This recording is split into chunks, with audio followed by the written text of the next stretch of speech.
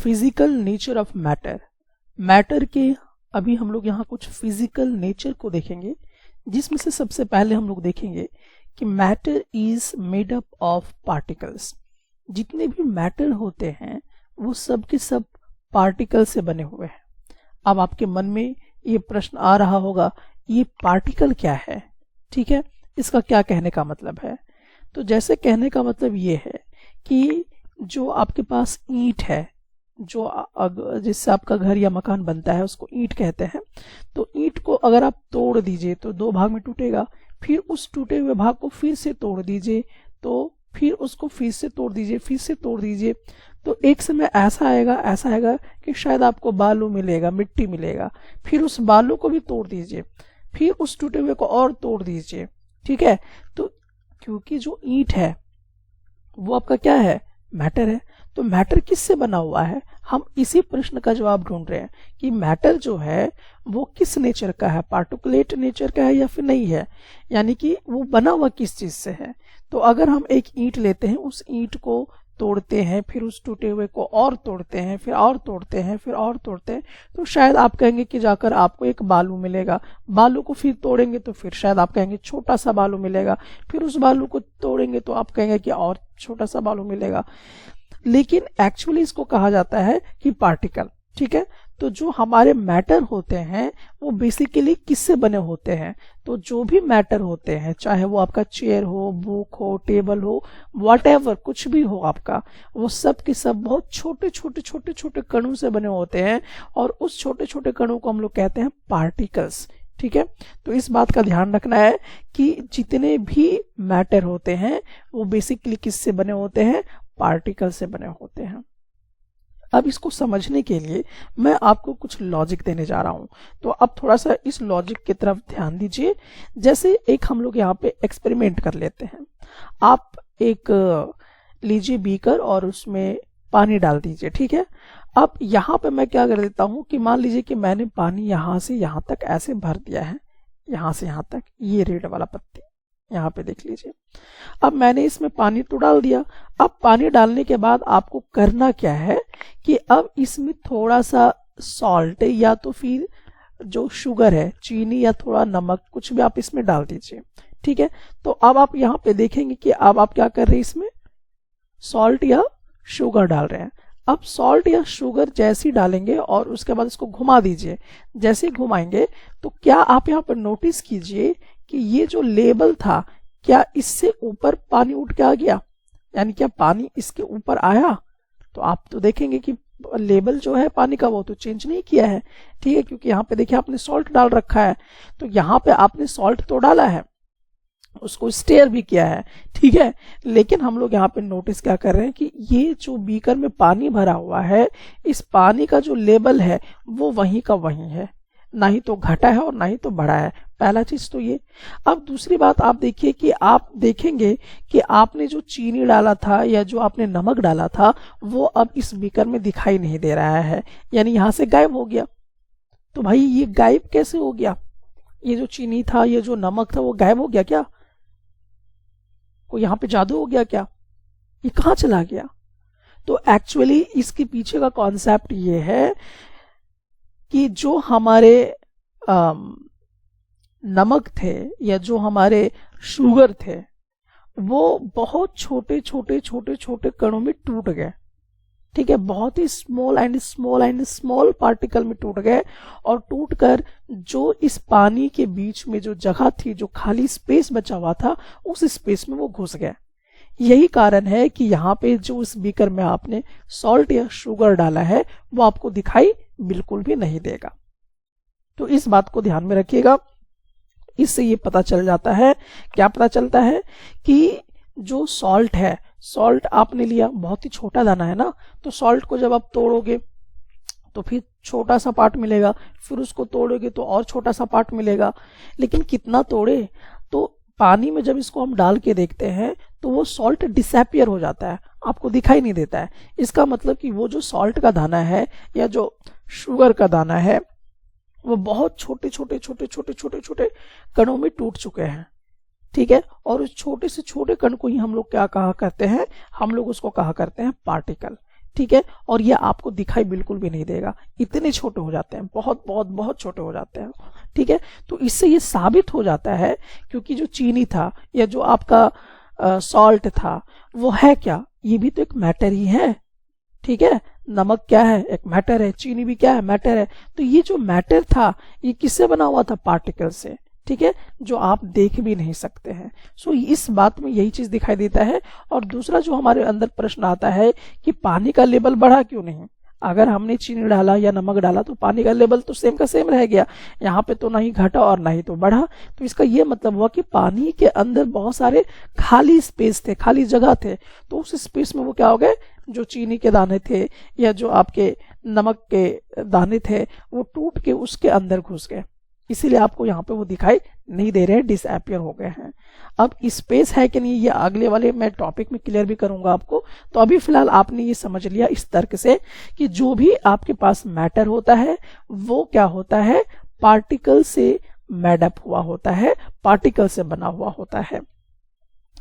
Okay, अब चलिए हम लोग नेक्स्ट देखते हैं कि यहां पर देखिए कि how small are these particles, ये जो पार्टिकल्स हैं वो कितना कितना कितना छोटा होगा। तो एक्चुअली में ये जो पार्टिकल्स हैं वो कितना छोटा होगा, मैं आपको इसका बता दूं जवाब कि ये इतना छोटा होगा, इतना छोटा होगा कि आप उसे देख भी नहीं सकते हैं, आप उसकी इमेजिनेशन भी नहीं कर सकते हैं। तो पार्टिकल्स बहुत बहुत बहुत बहुत छोटे होते हैं, ठीक है। अब इसको समझने के लिए हम लोग क्या करते हैं, यहाँ पे कुछ एग्जाम्पल लेते हैं।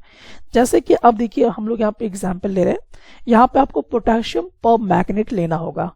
ओह, थोड़ा सा टेंशन हो गया आपको ना, पोटेशियम परमैंगनेट ये क्या होता है भाई। तो चलिए पोटेशियम परमैंगनेट को पहले देख लेते हैं। इसको हम लोग कहते हैं पोटेशियम परमैंगनेट, ठीक है। ये जो चित्र देख रहे हैं ना इसको बहुत बढ़िया से आप देख लीजिए। पोटेशियम परमैंगनेट ऐसा ही दिखाई देता है, ठीक है, ये केमिकल्स है। तो ये जो है ये पोटेशियम परमैंगनेट है जो कि ऐसा दिखाई देता है, ठीक है। अच्छे से आप इसको याद रख लो, ठीक है, क्योंकि जैसे ही मैं पोटेशियम परमैंगनेट बोलूंगा आपको बहुत टेंशन हो जाएगा, ठीक है। तो अब देख लीजिए ये क्या है, पोटेशियम परमैंगनेट है, क्या है ये, पोटेशियम परमैंगनेट है, ठीक है। ऐसा दिखाई देता है पोटेशियम परमैंगनेट। और क्या इसमें देखना है आपको, ये भी मैं बता देता हूँ।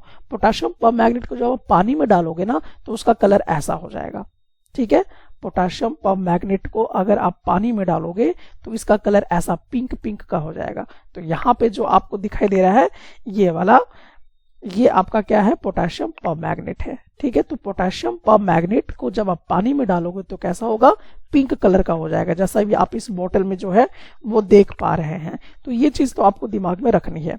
चलिए अब मैं जो समझाना चाहता हूं वो यहाँ पे एक्सप्लेन करूंगा कि जो आपके पार्टिकल हैं वो कितने स्मॉल हो सकते हैं, हाउ स्मॉल, कितने स्मॉल होंगे, कितने छोटे होंगे। तो इसको समझने के लिए हम लोग चलिए यहाँ पे कुछ कॉन्सेप्ट को समझते हैं।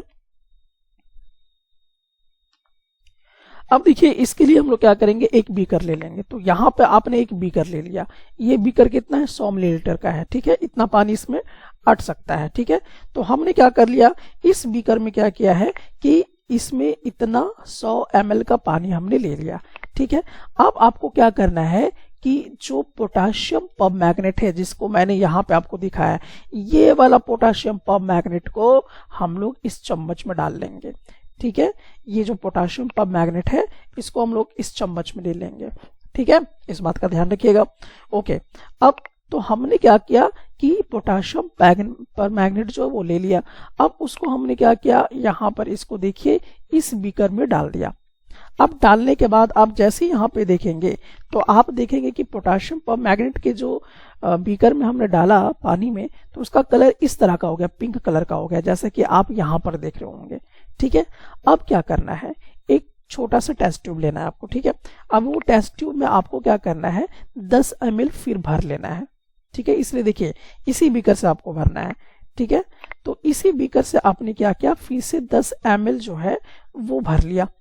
अब उस 10 ml को जो आपने भरा हुआ है उसको फिर से आपने किस में डाल दिया, साफ वाला पानी, ठीक है, जो फिर से आपने 100 मिलीलीटर का पानी लिया है उसमें डाल दिया। तो फिर आप इसमें क्या नोटिस कर रहे हो कि फिर इसका कलर है यहाँ पे थोड़ा सा डीप कलर दिखाई देगा, और यहाँ पे जो आप कलर देखोगे वो थोड़ा फेड अप दिखाई देगा। फिर इसमें से हमने क्या करेंगे, फिर 10 ml निकाल लेंगे टेस्ट ट्यूब में, और फिर इसको निकाल के क्या करेंगे, फिर से इसको हम लोग डाल देंगे इस वाले बीकर में, यानी, और इस बीकर में पानी कैसा था, एकदम साफ पानी था, क्लीन वाटर था। तो जैसे हमने डाला, फिर यहाँ पे हम लोगों ने क्या देखा कि यहाँ पर आपका जो कलर है वो फिर सेम पिंक कलर का आने लगा, लेकिन थोड़ा सा फेड अप आ रहा है, ठीक है, थोड़ा सा फीका फीका कलर का आ रहा है। उसके बाद फिर हमने इसी बीकर से क्या किया, फिर 10 ml का पानी निकाल लिया।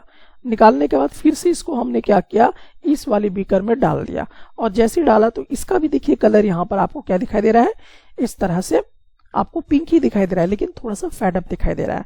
सो बहरहाल आप इस तरह से करते जाए लगभग 5 से 8 बार, और जब आप इसे करेंगे तो आप देखेंगे कि ये जो पोटेशियम परमैंगनेट का बहुत ही छोटा सा टुकड़ा आपने लिया था, पोटेशियम परमैंगनेट का आपने क्या किया था, बहुत ही छोटा सा टुकड़ा आपने लिया था, और उस पोटेशियम परमैंगनेट को आपने जब पानी में डाला तो वो क्या हो गया कि लगातार कुछ ना कुछ कलर साफ पानी में देता रह गया, यानी कि उसका जो पार्टिकल है, किसका पार्टिकल, पोटेशियम परमैंगनेट का।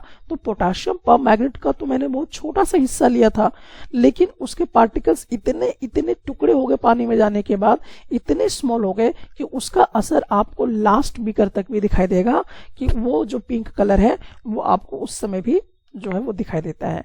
सो इससे ये समझ में आता है कि जो ये पोटेशियम परमैंगनेट है, पोटेशियम परमैंगनेट क्या है, ये भी एक मैटर है जो आप यहाँ पे देख रहे हो, ठीक है। तो ये पोटेशियम परमैंगनेट जो है, ये पोटेशियम परमैंगनेट आपका क्या है, एक मैटर है, और ये जो मैटर है किससे बना हुआ है, पार्टिकल से बना है, और ये पार्टिकल क्या है, बहुत बहुत बहुत छोटा है, बहुत ही स्मॉल है, जिसको आप देख भी नहीं सकते हो, ठीक है। तो ये पार्टिकल बहुत ही छोटा है, और इसको साबित करने के लिए हम लोगों ने ये एक्सपेरिमेंट भी किया हुआ है, ठीक है, ओके।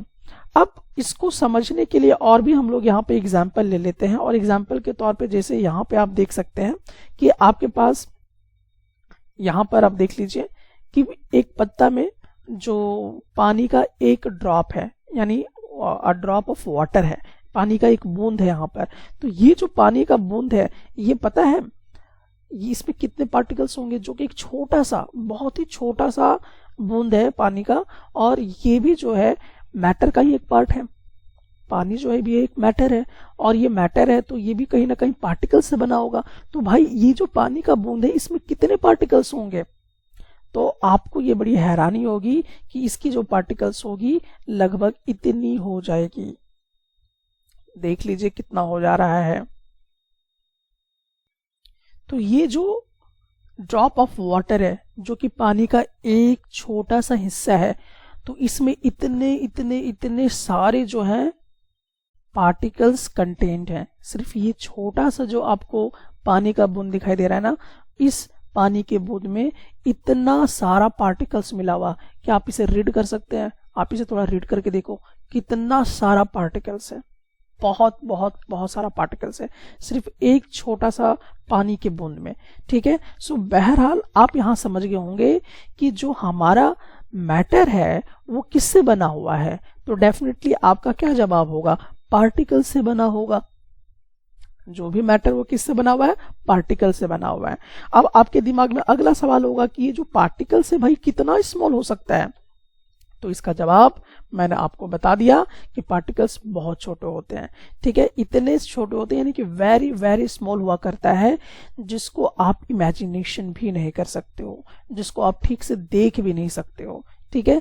तो जो हमारे मैटर होते हैं वो पार्टिकल्स से बने होते हैं, और पार्टिकल्स जो होता है वो वेरी वेरी वेरी स्मॉल होता है, बहुत बहुत बहुत छोटा होता है, इतना छोटा होता है कि आप देख भी नहीं सकते हो। सो बहरहाल आप यहाँ पर अच्छे तरीके से ये समझ चुके होंगे कि physical nature of matter, matter का फिजिकल नेचर क्या है। तो मैटर जो होता है वो पार्टिकुलेट नेचर का होता है।